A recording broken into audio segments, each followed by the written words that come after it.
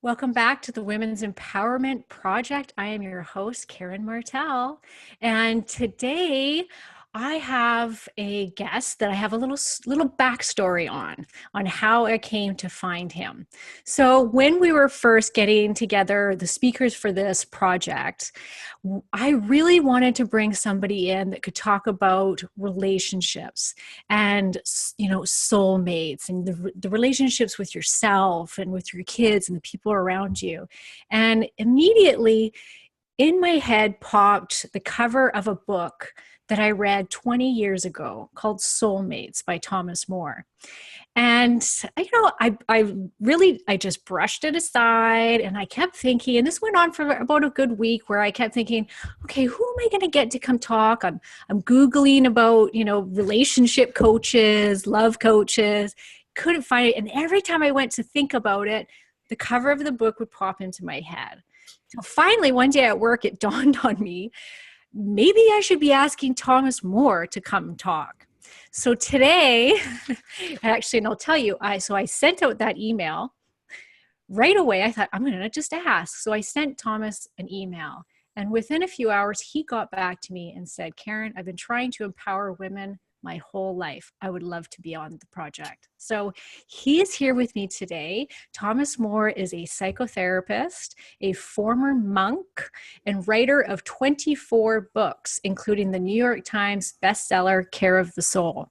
His books are about bringing soul to personal life, culture, deepening spirituality, humanizing medicine, finding meaningful work, imagining sexuality with soul, and doing religion in a fresh way. Welcome, Thomas More. Thank you. Thanks for having me.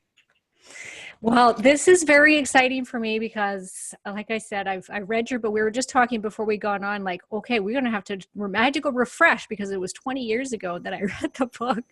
And he said, yeah, I'm going to have to refresh too, because you've written 24 books. So why, okay, first of all, the fascination around soul, because a lot of your covers of your books are all about, I haven't read them all, but they all have something to do with the soul. So where does the fascination, first of all, come from with the soul?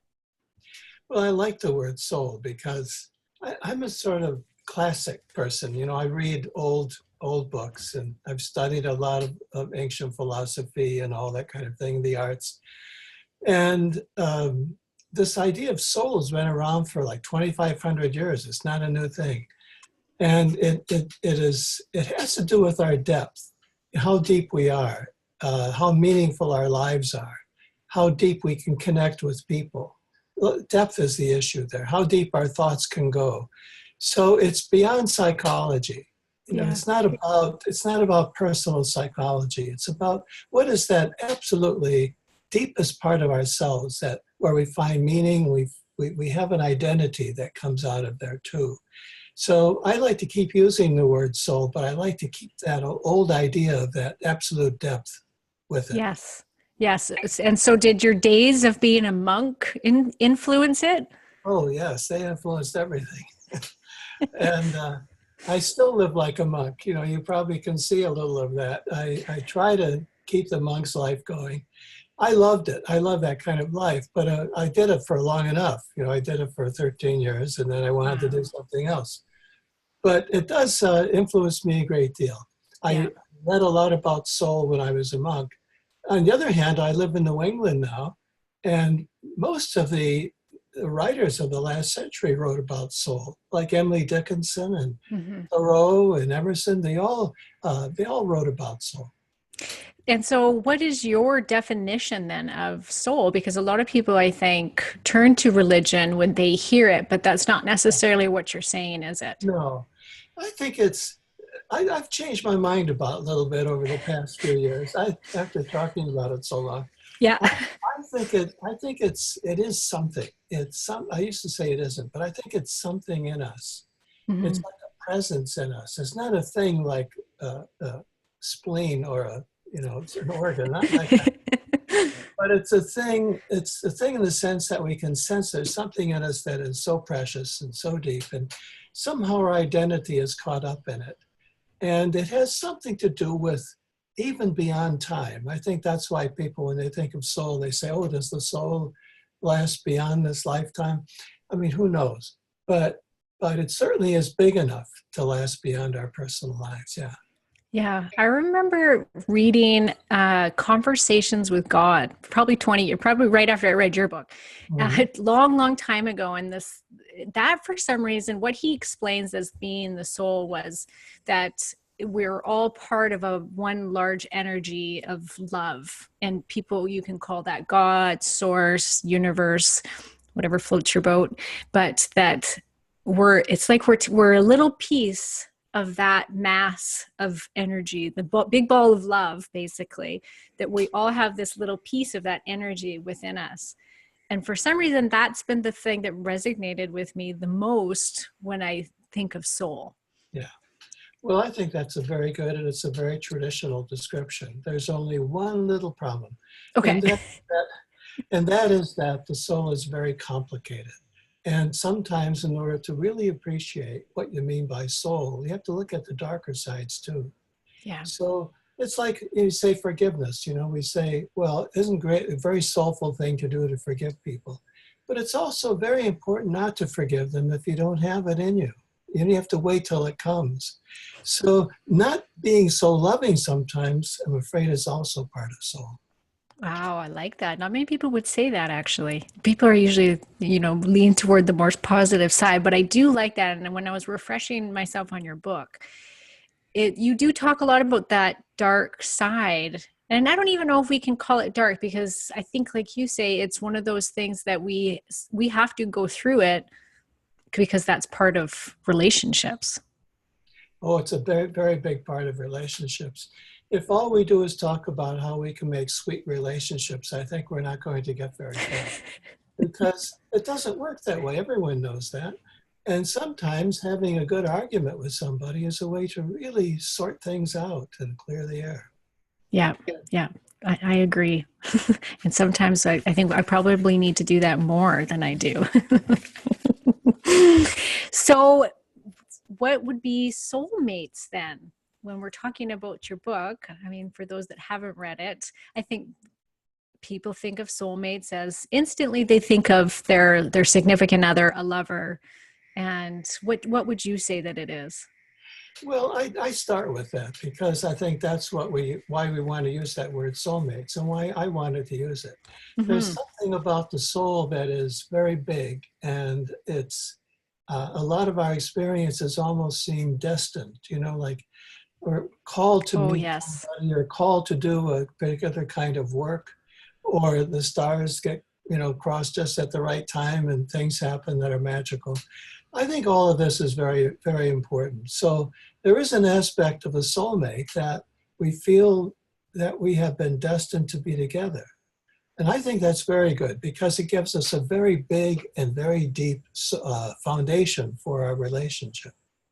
But when I wrote the book, I didn't want to stop at that. What I wanted to do was say um, that all our relationships can be soulful.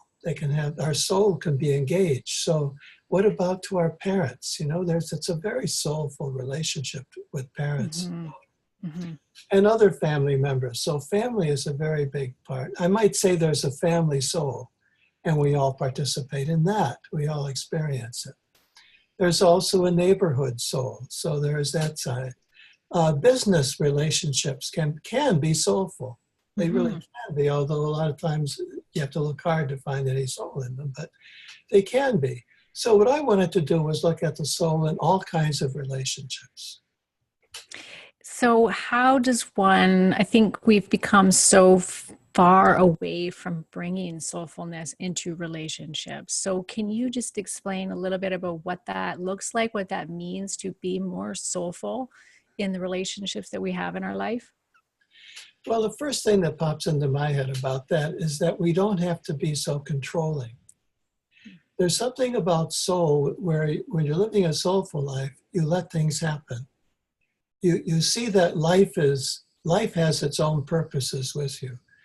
It's like, I never thought I'd ever be a writer. That's the last thing in the world I thought I'd ever do with my life. Really? Yes, I always enjoyed writing, but I never thought I'd do it. And now, and also writing about the soul. As a young man, do you think I'd ever say that that's what I want to do with my life? Never. So what I do is I let the events happen one after the other. And eventually life leads me to this particular kind of work that I really love. But I didn't decide it and I don't control it. And I don't know what's going to happen next with it. I Oh, think that's a yeah. big part of soul. I was just sorry, I was to interrupt. I was just going to say, that was something that I wanted to ask is that it probably comes to you, doesn't it? It's not a choice. It's like, and I always say this when I get creative and have big ideas. Usually mine has to do with business ideas or programs, or it is literally like somebody else downloads it into my brain, and I have no stopping. I have to get it out, and it comes from elsewhere. Unlike an idea that I then, work on, and it's a very two different things when it's coming from somewhere else. Is that how you feel about writing your books? Well, I have to say, forgive me for quibbling about this, but Yeah. myself, I've always said for myself that I will not use technical and mechanical metaphors. Yeah. So I don't download things. I don't get downloaded. I don't, the soul is not the brain. And I know today it's No. very easy to think that way, but it isn't.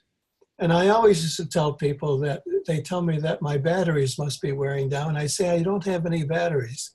that's not, that's not how I work. So I would say that what I do is I try to imagine that life has a better idea of who I can be. I feel like we are all our complete selves when we're born. We're complete. We have got everything we need. I don't mean physically, I don't mean genes or anything like that. I mean as persons, we are complete. And in our lives, we unfold. It's like we unfold in a certain direction. And it's very unique. I mean, each of us is unique. It's so interesting that we have so many people and each one can be unique. Yes. And that unfolds out of a kind of, uh, starting point. I think of it sometimes like the big bang of the person. There's this big thing that explodes when you get born, and then it all finds its way, and all the pieces come together as your life goes on. So you don't really control it so much as you cooperate with it. You try to discover what is it that life wants me to be, and you cooperate. Mhm. Yeah. Listening to what life has to tell you, because if you ignore it, things get a little bit haywire when you start to ignore what life's trying to tell you. Yes, and I don't think we have better ideas. I don't think we're smarter. It'd be better to really let life shape us, including our relationships. So you pay attention to those things that happen that bring people together, bring us together. It's like events happen that we don't really plan or control, and yet they lead to a deep relationship, sometimes for a lifetime. Do you think that our soulmates are people that we've maybe had past lives with? Oh, I love to talk about past lives. I don't believe in it, or I don't take it literally, but it's a great way of imagining how relationships are. Yes, I think it's a good idea to think about past lives because that pushes your sense of self into a timeless place. And I think that's an aspect of soul that's really important to step outside of time, to have a feeling that, oh, somehow we've been together forever. That's a nice way to imagine it. And it takes us out of all that temporal, causal, mechanical thinking that is so common to the 21st century. Yes, yes, it really is. Yeah, because I remember when like I don't know, I believe in past lives. I can't prove anything, obviously, but I do. Like I feel like my religious beliefs are a little bit of a bunch of different things, a little Buddhism, a little Christianity. I've kind of got this little mix happening. And I've always kind of thought that the soulmate, because it's when you meet somebody that you have that soul connection with, that magic, it's so magical and you feel like I know this person. Yes, that's right. You know them because you know them so deeply, more than somebody else does, because you've been together for ages and ages. I really like that.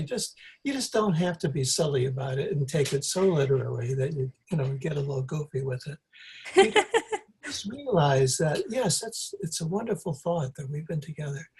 One time, my wife and I were in Ireland. We go to Ireland a lot, and we met up with a psychic there who wanted to talk to us, and she told us about our past life together, and described us as being one soul that had been divided later, and Oh, that's a beautiful image. that That's a great is. image, and it says a lot about how people might be, and we keep that. That kind of an image stays with you.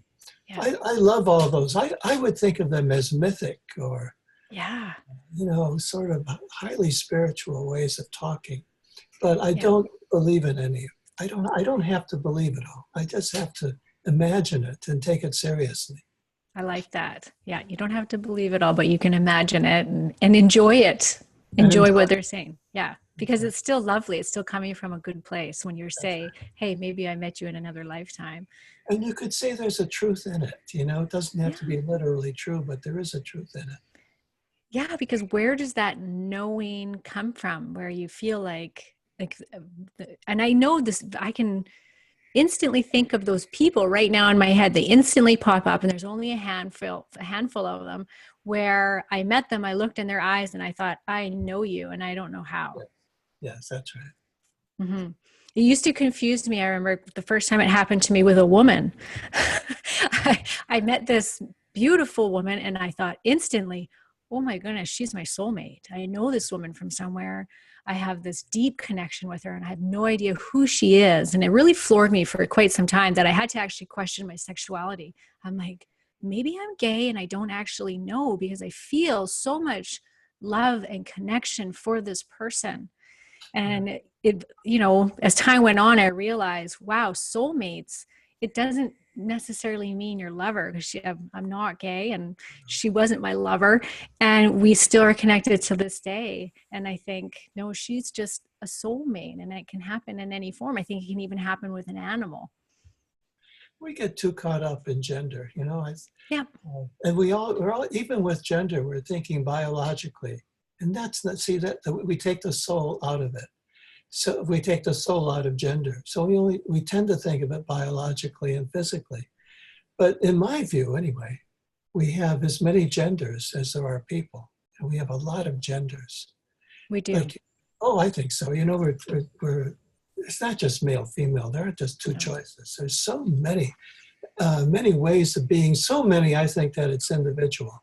I see gender as kind of a description of a person, not a category that you jump into. It's a description of who you are, and you have this gender quality. And so if you think of it that way, you don't have to worry about it in any way when you're talking about relationship. We can see it as an enriching aspect of relationship, but not a confinement. Yeah, I think that's what that experience made me realize. That's the Yeah, lesson I learned from it, and it doesn't matter what the gender is. no, You can have that connection. that's Doesn't right. matter. Yeah. That- Yeah, I appreciate that. So when we're trying to be more soulful in our relationships with our partner, because I think that we're living in hard times right now. We're living in very busy, stressful lives, and bringing more soul into our relationships, I think, is really necessary. And it's not something that we talk about right now. No, we don't. No. Uh, we're too busy with the mechanics of relationships. The soul would be more, the language would be more poetic, I think, for one thing. The language of the soul generally is more poetic and metaphorical. Mm, So you have to be able to feel, you need to feel comfortable with that kind of talk. And like talking about past lives, to me, that's a kind of poetry. It's a okay. way, it's a beautiful kind of imagining of how the relationship is. And I'm not saying there's nothing behind it. Who knows? I don't know how everything works. There may be something there that is behind it all that's quite physical, but at least it's a way of talking that gives us a lot of depth and the resonance of a more poetic language.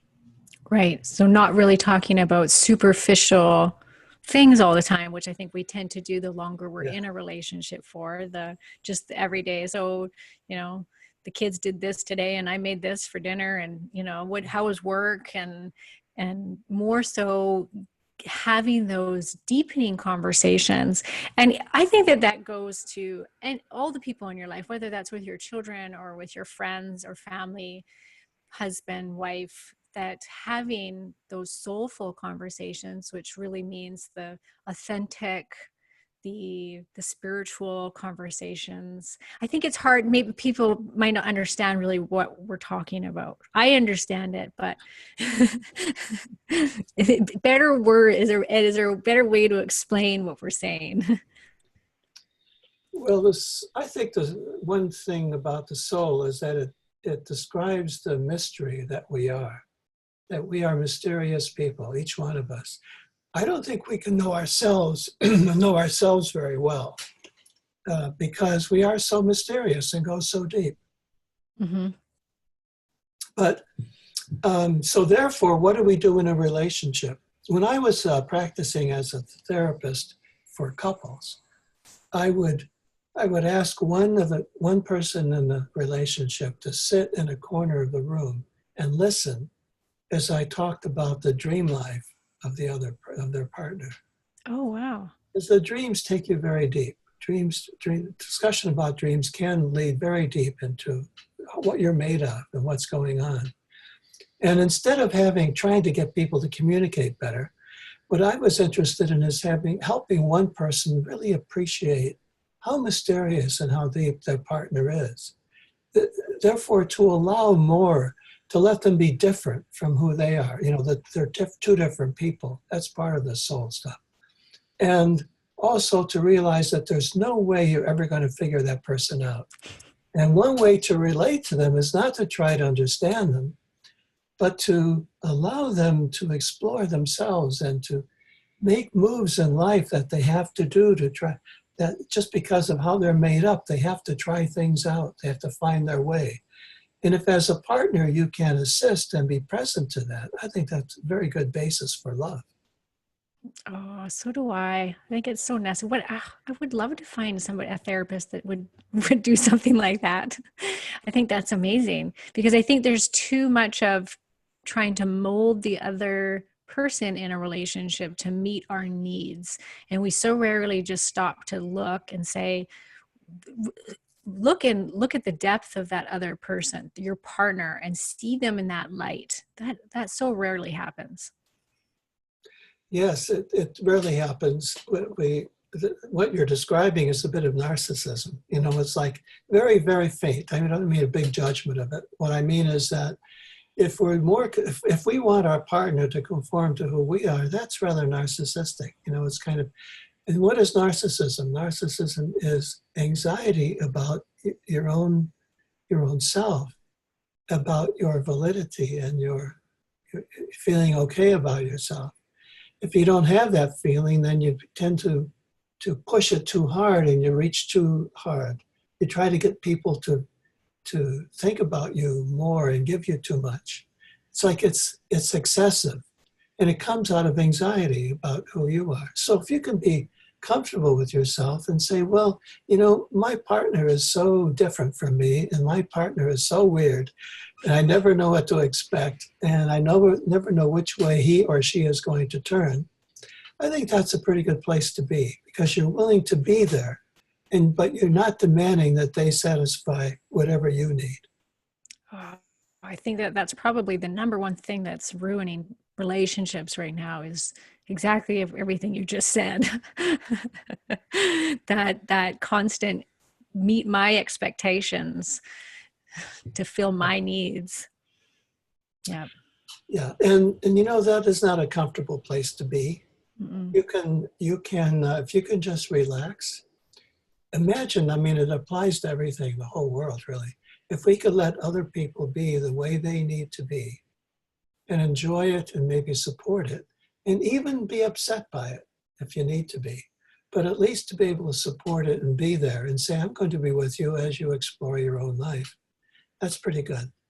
Yes. And so that's more to honoring the dark side of relationships, right? You talk about the importance of honoring the dark side of soul and relationships instead of blaming ourselves or outside circumstances for the ending of a relationship. You say also instead to ask, what does the soul want? Right. That's the big question. I got that from one of my teachers, James Hillman, always used to say, what does the soul want? That was his question, and I picked it up from him.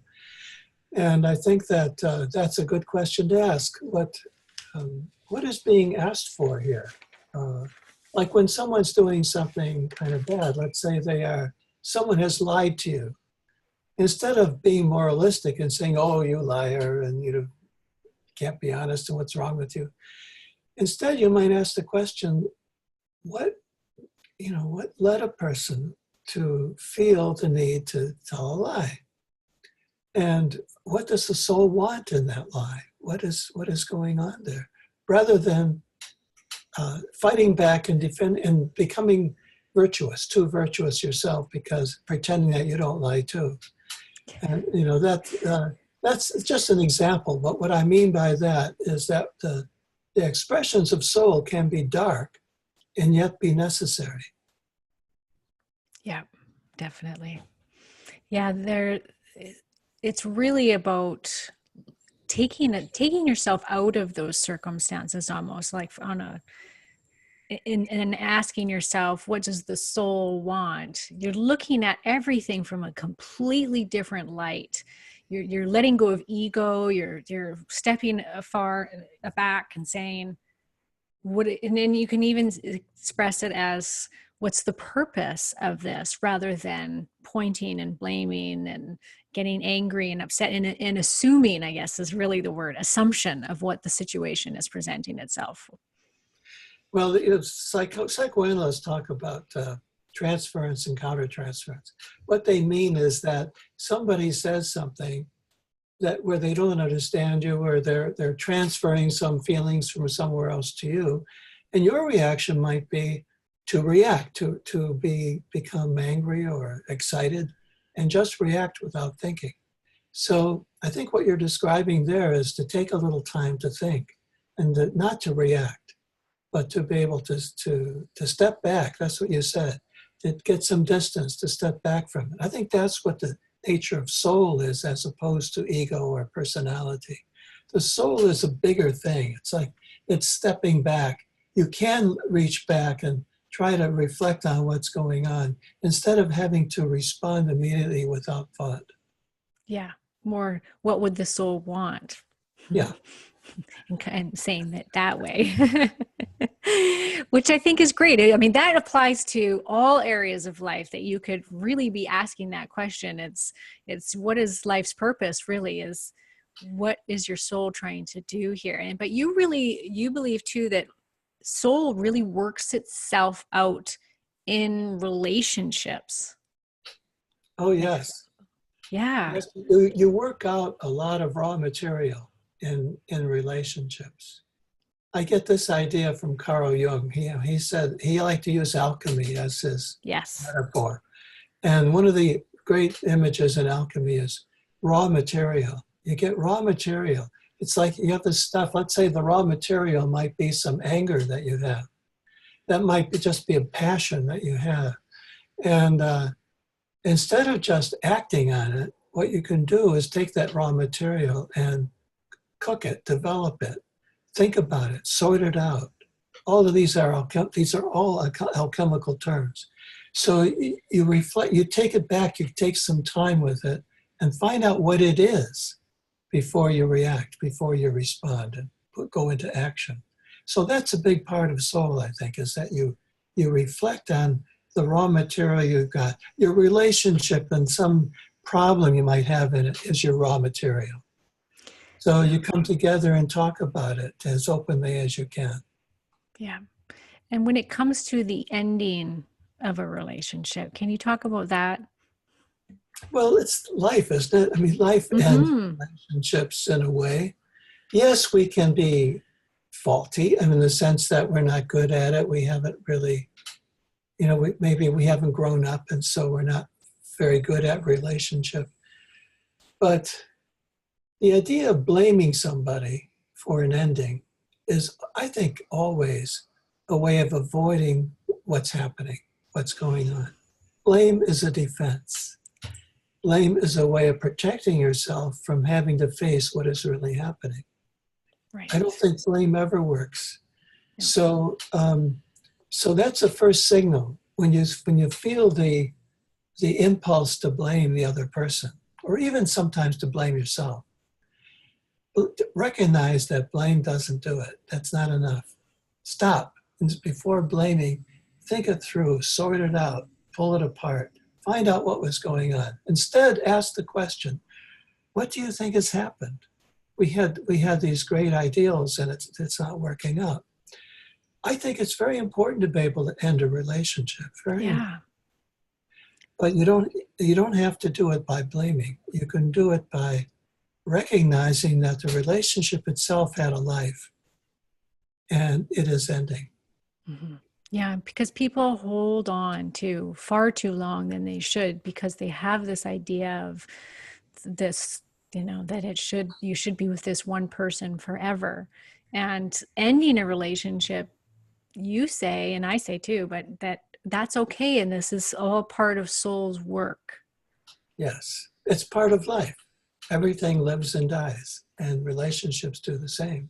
Mm-hmm. But I have this other thought too, that sometimes that I don't want to blame people for not getting out of a relationship soon enough either, because who knows how long it should take? We don't know really. We don't know. And I think sometimes if we could not put a time limit on it for ourselves or for helping someone else, that it might even end sooner, because there's a backfire that goes on. You tell somebody, you really should get out of this relationship. Isn't it clear you've been just hanging on forever? Well, that's a way of keeping them in it too, I think. So it might be better to say, well, how long has it been now that you've been thinking about this? Mm-hmm. Have you gone through stages? And what has it been like? What sort of emotions have you felt in relationship to it? Mm-hmm.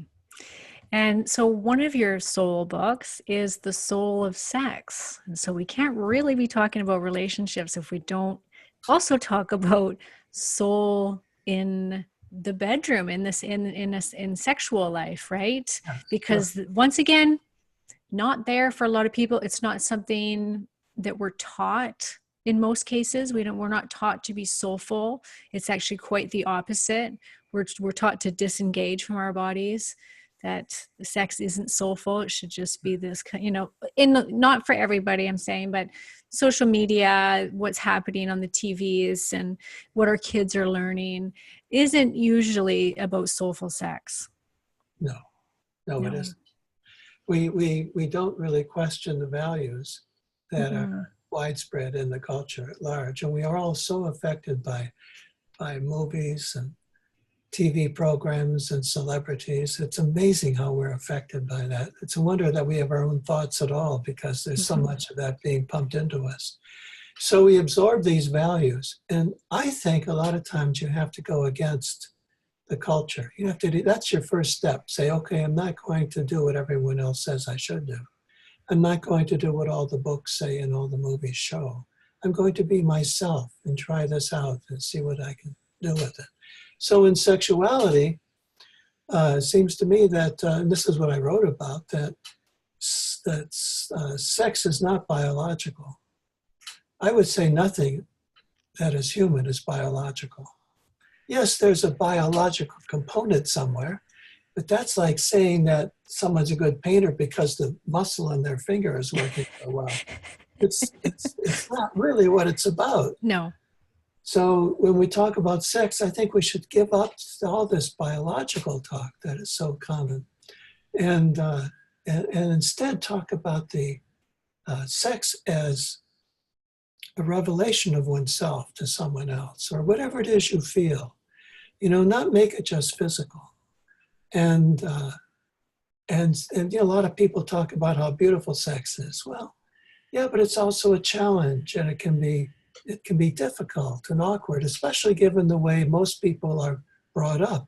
Most of us, and I include myself, have been brought up with some weird thoughts and ideas in our families and influences and experiences. So sex holds all those things. So it's very important, I think, to consider memory when you're talking about sexuality. That's such a big thing. What do you remember? How were you introduced to the idea of sex? I grew up, I'll tell you about myself. I grew up in a Roman Catholic, Irish Catholic family.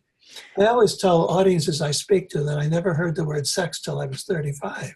Oh, Because, I mean, it just wasn't something we talked about in this. no. It was just like, a bomb would explode if someone used that word. Yeah. So that's my background. I've got to carry that with me. And I've got to work it. I've got to do something with it all the time so that I'm not weighed down by that. So I think we all have something. Yeah. Memory is a very big part of sex. Yeah. In my practice, in my coaching practice, I would have to say, I mean, I don't talk about sex a lot. I'm in the field of nutrition, but it does come up because women will say, I've got no sex drive. I've got no sex life. Or the husband has a sex life, but she certainly doesn't. And I would say about 95% are in that category. Once in a blue moon, whether it's with friends or in my office, well, I run across a woman that says, I have a really healthy sex drive. I have a healthy sex life. I love it. Everything's fantastic. And whenever I meet them, I'm like, wow, tell me more. I want to hear about this. Because like you, it was not discussed. It was more just shown as children or as kids and teenagers, that it was not something that was sacred. You didn't covet your body. It was just, we just weren't taught about it. So it was kind of, what did you learn from looking around and seeing what you saw on TV and what everybody else was doing? Not right. No, so it's one of the challenges for sexuality, I think, for an awful lot of people, is to truly get a positive notion of what sex is, of being a sexual person, of being able to express yourself sexually. It takes a lot, really. It takes a lot of comfort with yourself to be able to do that. And the thing is, sex is also an arena where we can express some of the negative feelings that we've experienced in the past. So we bring that to the past. You may want to control your partner. You may want to have too much influence or not be generous, or, there's so many things you can do with your partner that wounds the sexuality or that hurts it. Mm-hmm. So I think a lot has to do with being comfortable with yourself. Mm-hmm. And that's mainly what sex is about. So I'm going to say something too about your nutrition, your work with nutrition, mm-hmm. because I've been talking a lot lately about aging and sexuality, because I wrote this book on aging. And one of the things that I say there is that as people get older, and they do feel maybe some physical changes about sex, they may feel that they don't have that drive that they used to have, or they don't have the physical response they wish they had. That could be an advantage, because then you can start sexualizing your world. You can start seeing that, you can really enjoy I think it's really an expansion of your sexuality, not a sublimation, an expansion of your sexuality into the world. And one of those places is food. I really think that you could make your food and your experience of food much more sexual. And it would wake That's up great. It would wake up that part of you. I don't mean that as a metaphor or something linked. I mean that is your sexuality. Yeah. Food, to look at it, to make it, to eat it, to be with other people eating it. That's an expression of your sexuality. So I think that's the soul of sex. Yeah, give up, when you're not feeling sexual, that you just make yourself something really tasty to eat and really enjoy every little bit of it. Because can be very sensual, actually, eating and just the whole experience of it. And what a way to shift the energy around food, because there's a lot of negativity around food. So that sure puts it into a really nice light, thinking about it like that. So yes, your new book, let's talk about your newest book, because I think a lot of my listeners would really appreciate that, which is called Ageless Soul. So can you tell us what that one's about? Yes, what I'm doing is exploring myself. I'm 77 now. I'm Oh, looking. wow. You look amazing. The book the book is not about really getting old. It's about aging, and I understand aging to be becoming a person. Like you go through a lot of experiences. You more and more you become who you are, the individual person you are. Mm-hmm. I think that's what it means to age. It's growing old is just adding years. So you can be a very old person and have never aged. You know, you can be It's very true. young. You can be very young and be quite aged.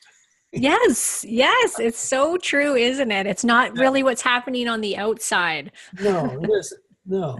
I mean, that's a part of it, but It is. it's only a small piece of it, really, because aging really is something that is of your whole being.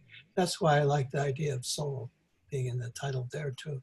Yeah, because a lot of people have a very hard time with aging because the way they feel on the inside doesn't match their physical body. So do you talk a little bit about that inside the book? Oh, yes, I do, sure. Psychologists talk about that sometimes as subjective aging.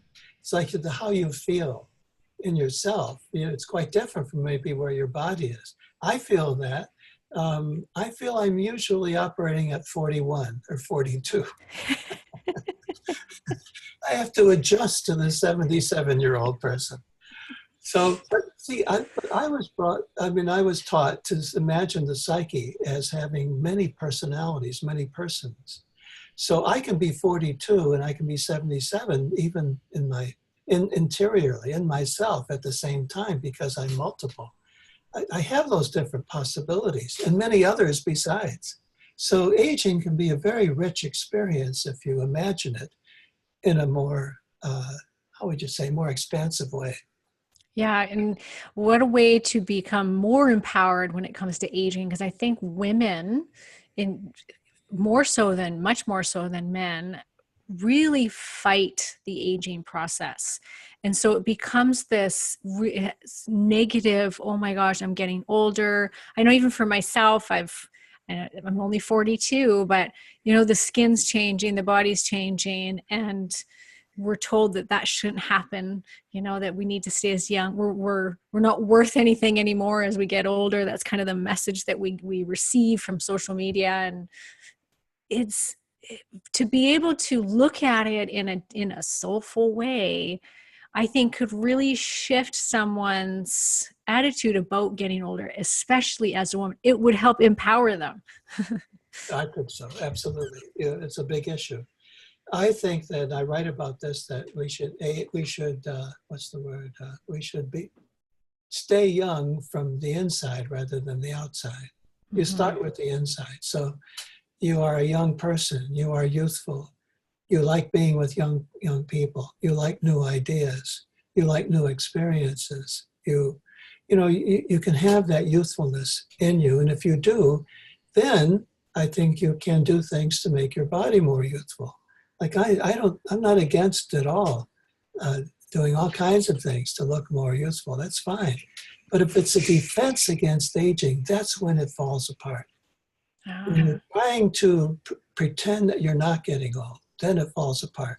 If you're able to say, this is how old I am, and then do what you can to look young, I think you're in much better shape.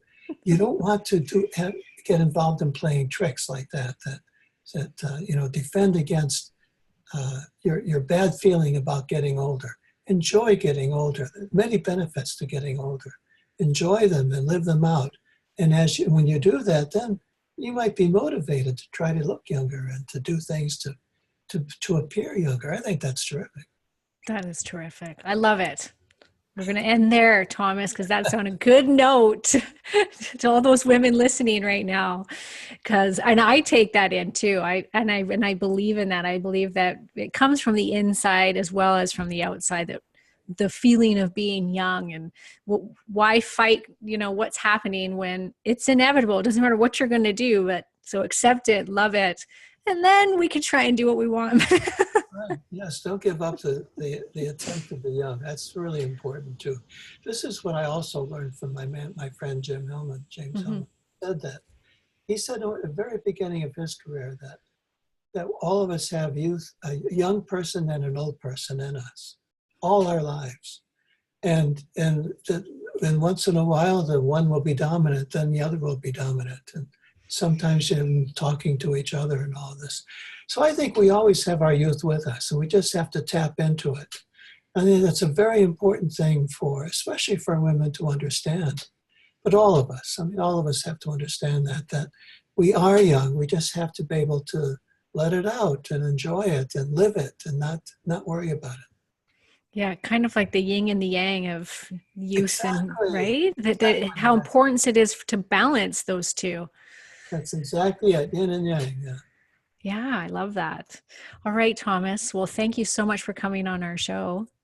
It was a It's been pleasure my having pleasure. you. So it's difficult to stop. So Yes, that's I know. Yeah.